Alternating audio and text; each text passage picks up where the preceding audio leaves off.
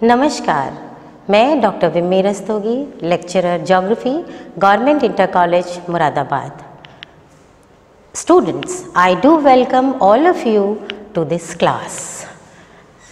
आज हम class 11th का प्रथम अध्याय भूगोल एक विषय के रूप में का द्वितीय भाग पढ़ने जा रहे हैं। आइए इस अध्याय के प्रथम भाग की पुनरावृत्ति कर लें। इस अध्याय के प्रथम भाग में हमने निम्नलिखित बिंदुओं पर चर्चा की थी।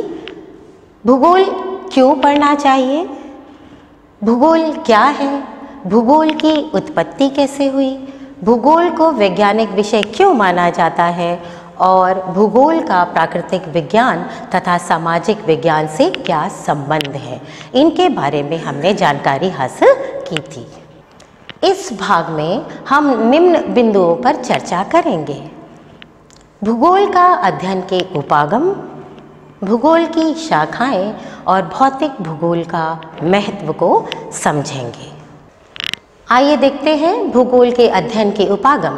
तो सबसे पहले हम समझ लें कि उपागम हम किसे कहते हैं। किसी भी सब्जेक्ट को पढ़ने का कुछ मॉड्यूल होता है या कुछ अप्रोचेस होती हैं, तो उसी को हम उपागम कहते हैं। भूगोल को पढ़ने की भी कुछ अप्रोचेस हैं, उनके बारे में जान लें। दो अप्रोचेस है, विषय वस्तु उपागम या क्रमबद्ध उपागम, और दूसरा है प्रादेशिक उपागम। तो क्रमबद्ध उपागम हम पढ़ रहे हैं। ये उपागम एक जर्मन भूगोलवेत्ता अलेक्जेंडर वोन हम्बोल्ट के द्वारा, ये जो इनका पीरियड है वो 1769 से लेकर 1859 तक का पीरियड है, इनके द्वारा प्रवर्तित किया गया था। विषय वस्तु उपागम में एक तथ्य को पूरे विश्व स्तर पर अध्ययन किया जाता है, तत्पश्चात क्षेत्रीय स्वरूप के वर्गीकृत प्रकारों की पहचान की जाती है। जैसे सपोज करिए कोई व्यक्ति प्राकृतिक वनस्पति के अध्ययन में रुचि रखता है, तो पहले वो प्राकृतिक वनस्पति को विश्व स्तर पर अध्ययन करेगा, उसके बाद उसको वर्गीकृत किया जाएगा। विषुवतीय रेखीय वन, मानसूनी वन, कांटेदार वन या कटीली झाड़ियाँ, इस तरह से उसका वर्गीकरण करके उसका सीमांकन किया जाएगा। अब आते हैं हम प्रादेशिक उपागम में। प्रादेशिक उपागम का विकास हम्बोल्ट के जो समकालीन थे, वो भी जर्मन भूगोलवेत्ता थे, उनका नाम था कार्ल रिटर। इनका भी पीरियड लगभग वही है, 1779 से 1859 तक का पीरियड है इनका। और इसमें क्या किया जाता है, इस प्रादेशिक भूगोल में हम क्या करते हैं, विश्व को कई प्रदेशों में विभाजित करते हैं और फिर उसका अध्ययन करते हैं। सपोज करिए कि विश्व को कई प्रदेशों में डिवाइड कर, वो भौगोलिक प्रदेश भी हो सकते हैं, ठीक है, राजनीतिक प्रदेश भी हो सकते हैं, नामित प्रदेश भी हो सकते हैं। तो इस तरह से जब हमने प्रदेश में डिवाइड कर लिया और उसके फिर उस प्रदेश के सभी भौगोलिक तत्वों का अध्ययन हम करेंगे। जैसे सपोज कर लिए हमने इंडिया को ले लिया, भारत को लिया, तो भारत के बारे में, भारत की भूआकृति कैसी है, भारत की जलवायु कैसी है, भारत की प्राकृतिक वनस्पति कैसी है और भारत की मृदा कैसी है, इस तरह से हम उसके बारे में जानकारी हासिल करते हैं। तो ये एक तरह से प्रादेशिक उपागम हो गया। आइए इससे रिलेटेड कुछ क्वेश्चंस लेते हैं। प्रश्न 1 है, भूगोल अध्ययन के 2 प्रमुख उपागम कौन से हैं? तो एक हो गया हमारा क्रमबद्ध उपागम, जिसके बारे में हमने पढ़ा, और प्रादेशिक उपागम, जिसके बारे में हमने दोनों के बारे में पढ़ा है, ठीक है। और दूसरा क्वेश्चन है हमारा, विषय वस्तु उपागम का विकास किस भूगोलवेत्ता द्वारा किया गया? तो विषय वस्तु उपागम का विकास जर्मन भूगोलवेत्ता अलेक्जेंडर वोन हम्बोल्ट, जिनका पीरियड 1769 से 1859 तक का है, द्वारा किया गया। तीसरा प्रश्न है, प्रादेशिक उपागम किस भूगोलवेत्ता द्वारा प्रवर्तित किया गया? तो इसका आंसर होगा प्रादेशिक उपागम जर्मन भूगोलवेत्ता कार्ल रिटर 1879 से 1859 द्वारा प्रवर्तित किया गया। आइए भूगोल की शाखाओं का अध्ययन करते हैं। ये अध्ययन हम क्रमबद्ध उपागम के आधार पर कर रहे हैं। आपकी किताब में जो टेबल बनी हुई है उसमें 4 वर्गों में विभाजित किया है भूगोल को। एक है भौतिक भूगोल, सिद्धांत एवं दर्शन शास्त्र, विधि एवं तकनीक और मानव। भूगोल की ये दो शाखाएं हैं, भौतिक भूगोल और मानव भूगोल, ये मुख्य हैं। आप सभी डिसिप्लिन में, सभी विषयों में ये दोनों चीजें देखेंगे। सिद्धांत सभी विषयों के होते हैं और विधि एवं तकनीक भी सभी विषयों में होती है। इस तरह से भूगोल के जो मुख्य विषय हैं वो भौतिक भूगोल है और मानव भूगोल है। अंतःप्रश्न जीव भूगोल के बारे में भी हम बाद में पढ़ेंगे, आपको बताएंगे कि किस तरह से है, लेकिन फिलहाल अभी हम बात करते हैं भौतिक, सिद्धांत, विधि, तकनीक और मानव की। तो पहले भौतिक भूगोल को समझते हैं। भौतिक भूगोल को कई उपशाखाएं हैं। भौतिक भूगोल की जो शाखाएं हैं उनके बारे में पढ़ते हैं। भू आकृतिक विज्ञान, ये आपको शायद कैमरे में बहुत ठीक से नजर नहीं आ रहा होगा। जब भी आप किताब में पढ़ेंगे, जब भी आप पढ़ें तो आप अपनी किताब खोल के पढ़ें जिससे आपको आसानी से ये समझ में आए। पहला है भू आकृतिक विज्ञान, जलवायु विज्ञान, उसके बाद जल विज्ञान और मृदा विज्ञान। ये 4 वर्गों में विभाजित किया है भौतिक भूगोल को। अब आ जाते हैं हम सिद्धांत एवं दर्शन शास्त्र पर। सिद्धांत एवं दर्शन शास्त्र में हम भौगोलिक चिंतन के बारे में पढ़ते हैं। भौगोलिक चिंतन यानी कि भूगोल का क्रमिक विकास, किस तरह से विकास हुआ है भूगोल का और आज तक कैसे भूगोल के क्रम वाइज विकास के बारे में पढ़ते हैं।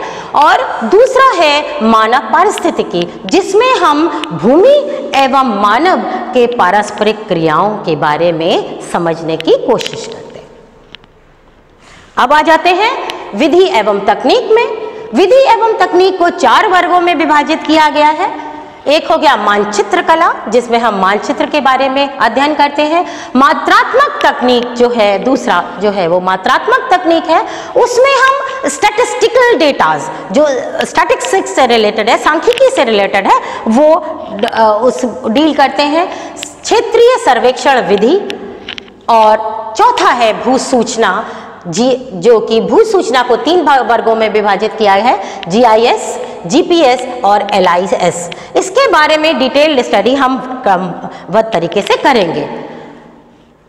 अब आ जाते हैं हम मानव। मानव भूगोल के अंतर्गत 5 डिविजन्स किए गए हैं। पहला है सामाजिक एवं सांस्कृतिक, उसके बाद ऐतिहासिक, तीसरा है जनसंख्या एवं बस्ती, चौथा है राजनीतिक और 5वां है आर्थिक। अब इसमें जनसंख्या एवं बस्ती को 2 वर्गों में विभाजित किया है, यानी कि ग्रामीण जनसंख्या बस्ती और शहरी जनसंख्या बस्ती, नगरीय जनसंख्या बस्ती। अब आर्थिक भूगोल को भी कई शाखाएं हैं। कृषि भूगोल, औद्योगिक भूगोल, पर्यटन भूगोल, व्यापार एवं परिवहन, संरचना एवं सेवाएं, ये डिविजन्स जो है आर्थिक भूगोल के हैं। अब हमें एक चीज और समझनी होगी, ये कहाँ से आया जीव भूगोल।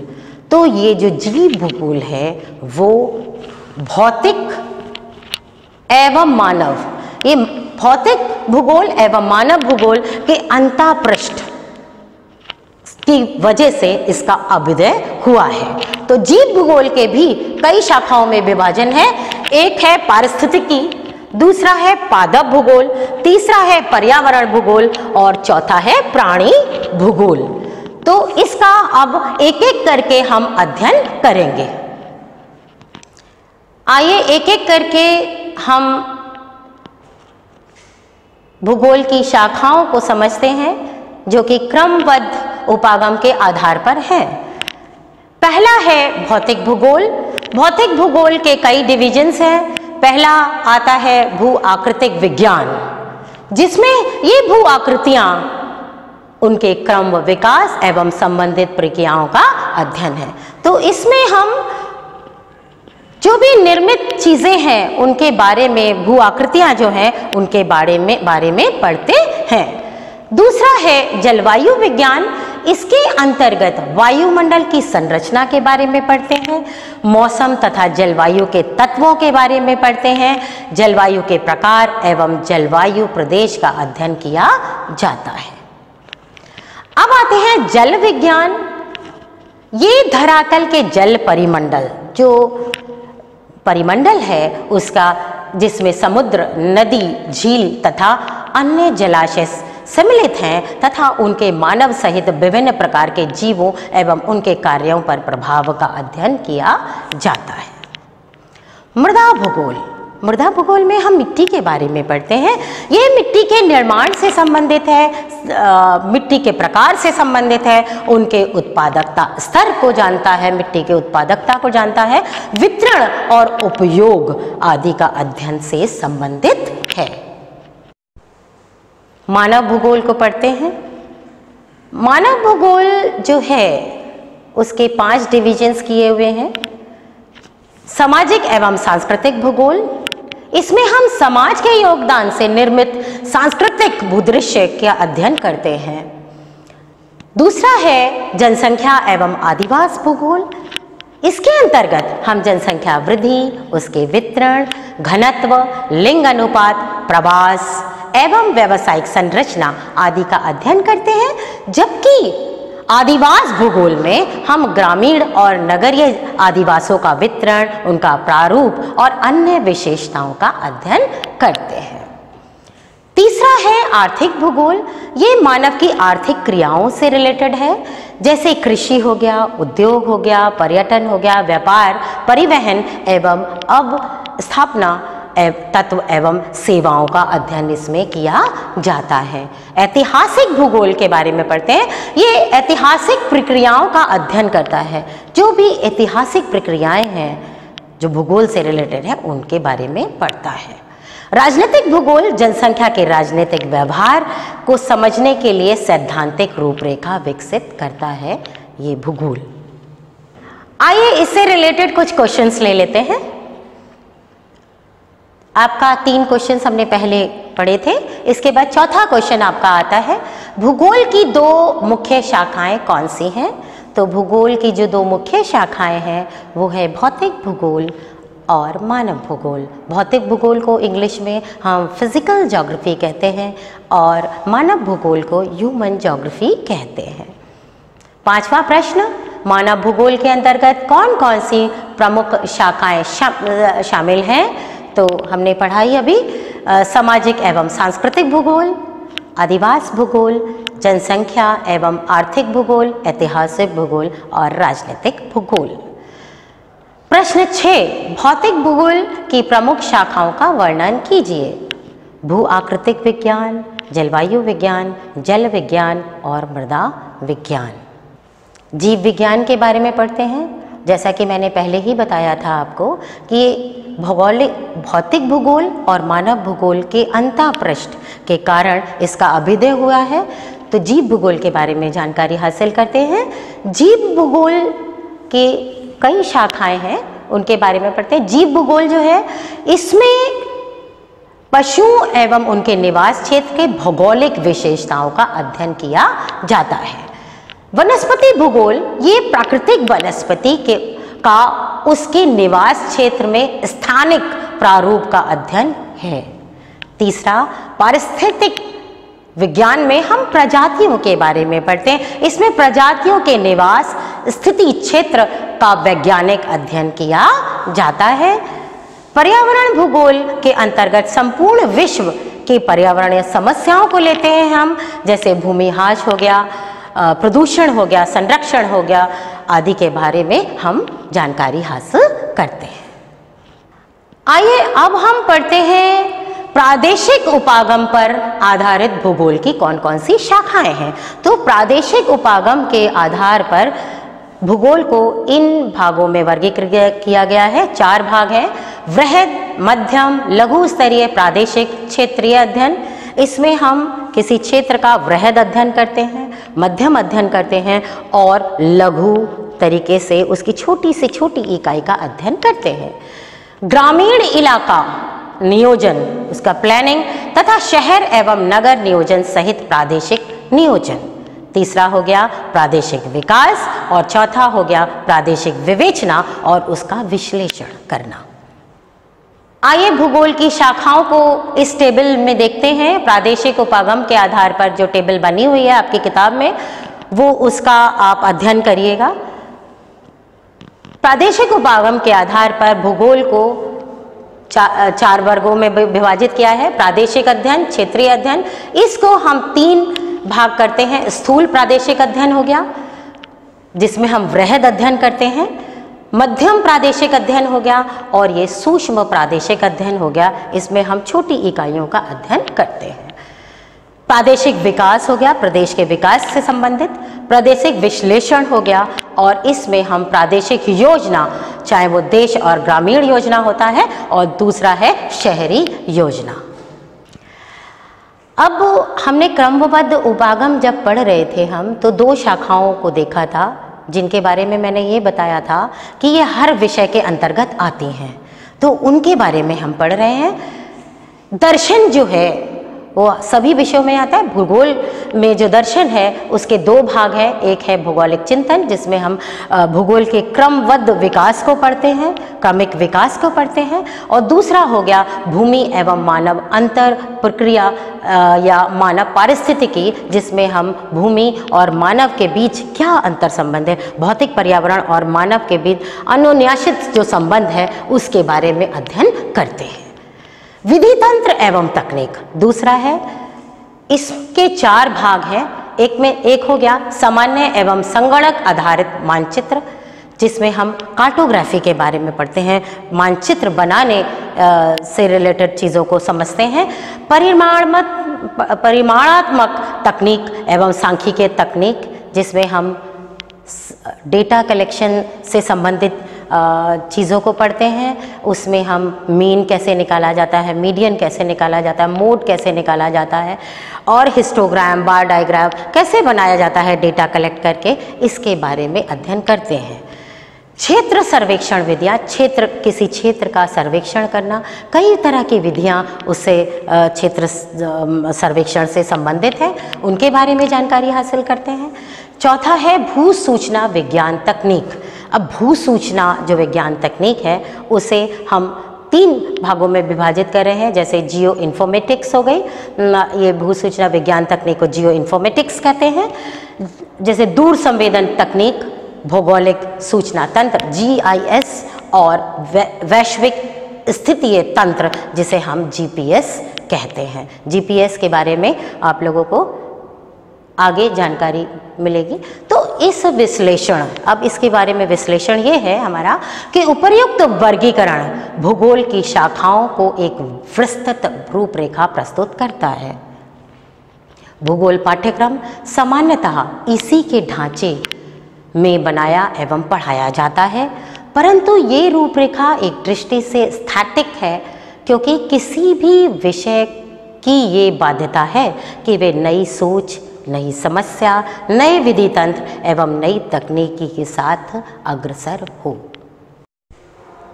अब किस तरह के उदाहरण हैं, नई तकनीक, नई विशेषता किस तरह से, इसके बारे में जानकारी ले लें।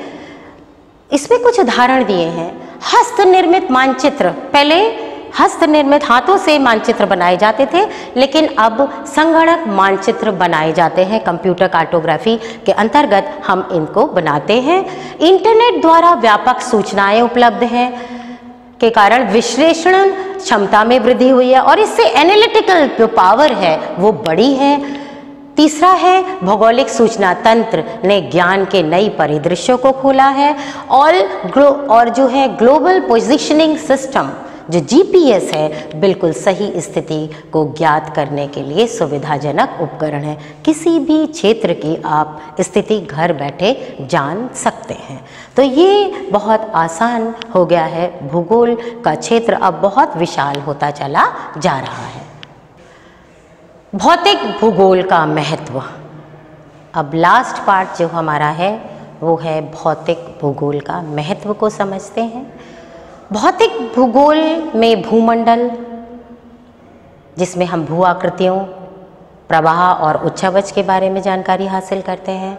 वायुमंडल के बारे में पढ़ते हैं, वायुमंडल के इसकी बनावट के बारे में पढ़ते हैं, संरचना के बारे में पढ़ते हैं, तत्व एवं मौसम तथा जलवायु के बारे में जानकारी हासिल करते हैं, तापक्रम के बारे में जानकारी हासिल करते हैं, वायुदाब, वायु, वर्षा, जलवायु के प्रकार इत्यादि का अध्ययन करते हैं।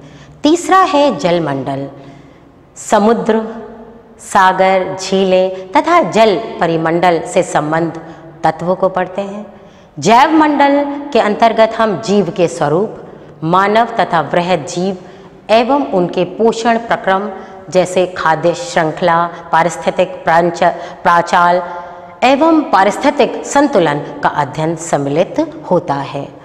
ये प्रत्येक तत्व मानव के लिए बहुत ही महत्वपूर्ण है, यानी कि जो भौतिक भूगोल के जितने भी तत्व हैं, चाहे वो जलमंडल हो, जैव मंडल हो, स्थल मंडल हो या वायुमंडल हो, सभी मानव के लिए बहुत ही इम्पोर्टेंट है। अब भौतिक पर्यावरण संसाधन प्रदान करता है एवं मानव इन संसाधनों का उपयोग करते हुए अपना आर्थिक एवं सांस्कृतिक विकास सुनिश्चित करता है। हमने इसके प्रथम भाग में भी पढ़ा था कि किस तरह से जो भौतिक पर्यावरण है वो आसानी से चीज़ें संसाधन उपलब्ध कराता है और उन संसाधनों का उपयोग करके मानव सांस्कृतिक पर्यावरण का निर्माण करता है, सांस्कृतिक तत्वों अपना आर्थिक विकास करता है और सामाजिक विकास करता है, सांस्कृतिक विकास करता है। तकनीकी की सहायता से संसाधनों के बढ़ते उपयोग ने विश्व में पारिस्थितिक असंतुलन उत्पन्न कर दिया है। अब मानव ने तकनीक का विकास इस हद तक कर लिया है कि उसने जो पर्यावरण है, पर्यावरण को दूषित करना आरंभ कर दिया है। और जब पर्यावरण दूषित होगा तो उसका मानव पर एडवर्स इम्पैक्ट पड़ेगा। तो पर्यावरण को दूषित होना एक अपने आप में बहुत बड़ी चुनौती है। अतएव सतत विकास, सस्टेनेबल डेवलपमेंट के लिए भौतिक पर्यावरण वातावरण का ज्ञान नितांत आवश्यक है, जो भौतिक भूगोल के महत्व को रेखांकित करता है।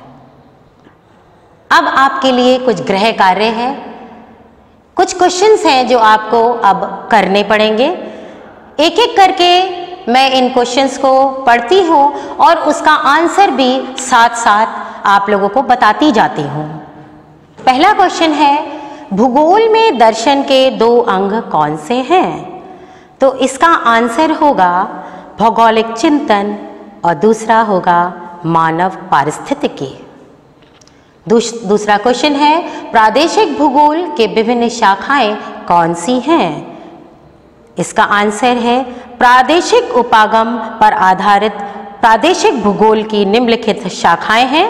प्रादेशिक क्षेत्रीय अध्ययन, दूसरा है प्रादेशिक नियोजन, तीसरा है प्रादेशिक विकास और चौथा है प्रादेशिक विवेचना एवं विश्लेषण। तीसरा क्वेश्चन है आपका, भौतिक भूगोल के अध्ययन का मानव जीवन के लिए क्या महत्व है? इसका आंसर होगा भौतिक भूगोल की एक महत्वपूर्ण शाखा है, क्योंकि ये समस्त भूगोल के अध्ययन को ठोस आधार प्रदान करती है। भूगोल की ये सबसे महत्वपूर्ण तथा आधारभूत शाखा है। ये भूमंडल, वायुमंडल, जलमंडल तथा जैव मंडल के अध्ययन से संबंधित है। भौतिक भूगोल की इन सभी तत्वों का विशेष महत्व है, क्योंकि ये मानव की क्रियाकलापों को प्रभावित करते हैं। सभी मानवीय क्रियाकलाप भौतिक भूगोल के विभिन्न शाखाओं से प्रभावित होती हैं।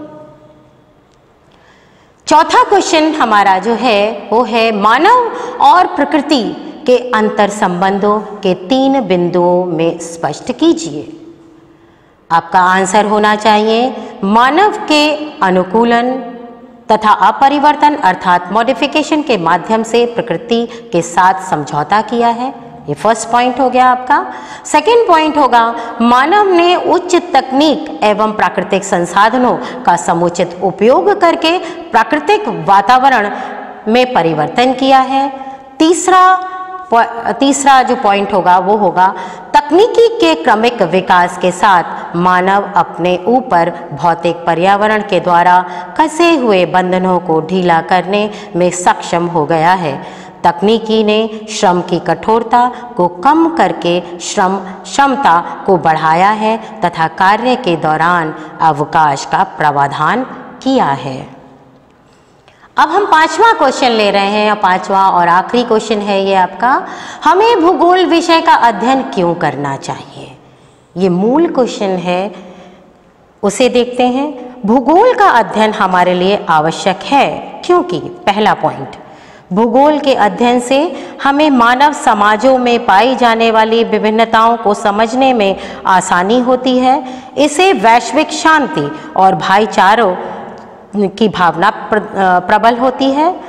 दूसरा पॉइंट है, भूगोल हमको भूपृष्ठ की विविधताओं को समझने तथा स्थान व विषय अर्थात स्पेस और टाइम के संदर्भ में ऐसी विभिन्नताओं को पैदा करने वाले कारकों की तलाश करने में योग्यता प्रदान करता है। तीसरा पॉइंट आपका है, भूगोल मानचित्र के जरिए वास्तविक पृथ्वी को जानने और धरातल पर विभिन्न तत्वों के दृश्य ज्ञान की कुशलता विकसित करता है। चौथा पॉइंट आपका होगा, भूगोल ने आधुनिक वैज्ञानिक तकनीकों जैसे भौगोलिक सूचना तंत्र, GIS, संगणक मानचित्र कला, कंप्यूटर कार्टोग्राफी, दूर संवेदन रिमोट सेंसिंग के अध्ययन ने ज्ञान की कुशलता को प्राप्त करने तथा राष्ट्रीय विकास में सहयोग करने की दक्षता प्रदान की है। अब क्योंकि प्रश्न उत्तर हम लोगों ने कर लिए, प्रश्न उत्तरों के बारे में भी मैंने बता दिया है आप लोगों को, तो मुझे लगता है कि ये पार्ट, प्रथम पार्ट देखने के बाद और सेकंड पार्ट देखने के बाद ये चैप्टर आपको समझ में आ गया होगा। अब इसके बाद जो आगामी अध्याय है उसके बारे में बात करते हैं। आगामी अध्याय यानी कि सेकंड चैप्टर जो है वो आपका है पृथ्वी की उत्पत्ति एवं विकास। इसमें हम पृथ्वी की उत्पत्ति कैसे हुई उसके बारे में जानकारी हासिल करेंगे, ब्रह्मांड की उत्पत्ति कैसे हुई उसको जानेंगे, ग्रहों का निर्माण किस तरह से हुआ है वो समझेंगे और वायुमंडल तथा जल मंडल का किस तरह से विकास हुआ और बाद में मानव की उत्पत्ति किस तरह से हुई है उसको समझेंगे। धन्यवाद।